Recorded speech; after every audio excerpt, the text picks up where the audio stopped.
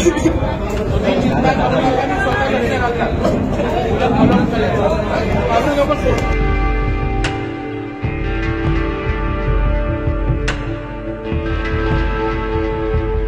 मुलीचे 3 वर्षांपूर्वीचे हे फोटो नीट पहा अन आताचे फोटो सुद्धा पहा। अवघ्या 23 वर्षीय भूमिका पवार या विवाहितेचे हाल केलेत ते तिच्या नवऱ्यासह सासरच्या मंडळींनी।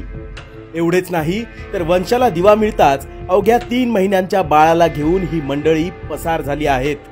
सासरा PSI आणि नवरा बँक मॅनेजर असलेल्या या हिंसाचाराच्या बळी ठरलेल्या महिलेची व्यथा ऐकून तुमचेही डोळे पाणावल्याशिवाय राहणार नाहीत।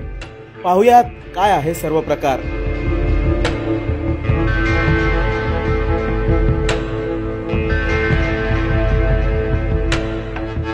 ही आहे कल्याण येथील गृहिणी भूमिका प्रीतम पवार। औरंगाबादच्या कन्नड तालुक्यातून असलेल्या भूमिकाचं अवघ्या 21व्या वर्षी म्हणजे 2019 मध्ये अरेंज मॅरेज झालं। नवरा प्रीतम शांतीलाल पवार एका बड्या बँकेत मॅनेजर, त्यामुळे भूमिकाचं तिच्या कुटुंबियांनी जमेल तेवढं सोनं नाणं आणि थाटात लग्न करून दिलं। मात्र सासरची अपेक्षा काही वेगळ्या होत्या। भूमिका सासरी नांदायला येताच घरकामावरून बाईला काढून टाकण्यात आलं। वारंवार तिच्याकडून जास्तीच्या सोन्याची मागणी करण्यात आली। यासाठी भूमिकाचे आतोनात हाल करण्यात आले असा आरोप तिने केलाय।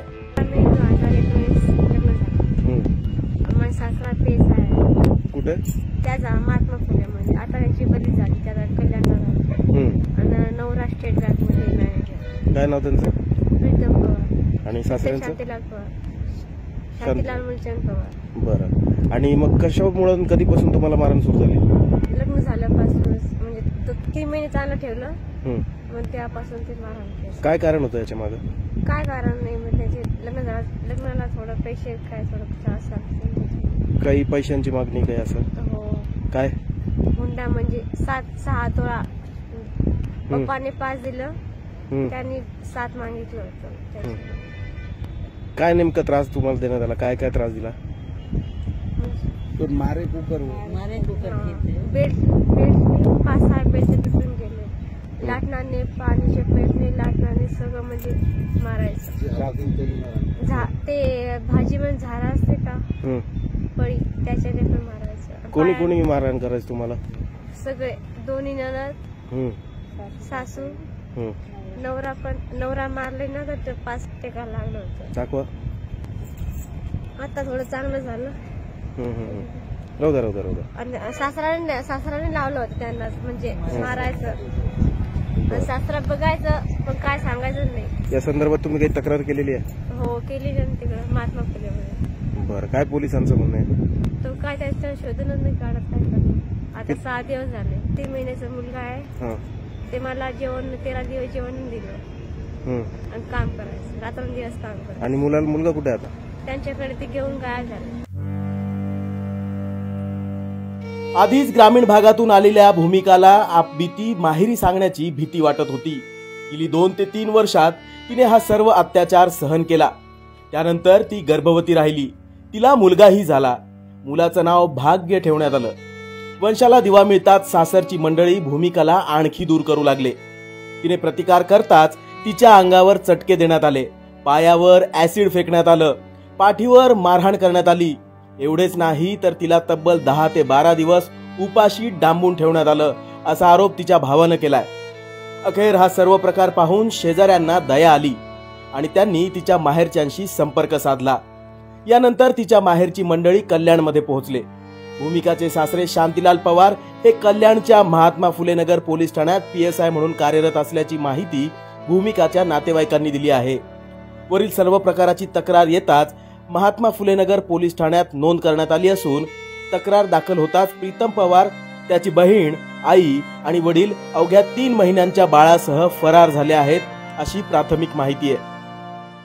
माझ्या बहिणीला 13 दिवस त्या लोकांनी उपाशी ठेवला होता आणि कपडे काढून सगळे कपडे काढले शरीरावरचे, ते मारहाण करायचे पट्ट्याने आणि अजून बोलायचे की तू सांगितलं कोणाला, तुझा भाऊ तिथे कॉलेजला शिकतोय, त्याला आम्ही मारून टाकू डायरेक्टली आणि आम्ही आमचं कोणी नाही करू शकत नाही। माझा तिचा सासरा पोलीसमध्ये होता ना, पण ती सुद्धा घाबरायची आणि त्याला आधी त्याने 2 दिवस जेवण दिला नव्हता, तिला दूध येत नव्हता मग तिचा जो मुलगा होता त्याने तिच्याकडनं घेतला आणि तिला वरचं दूध लावला आणि 1 महिन्यापासून तिला तिचा बाळा पण दिला नाही.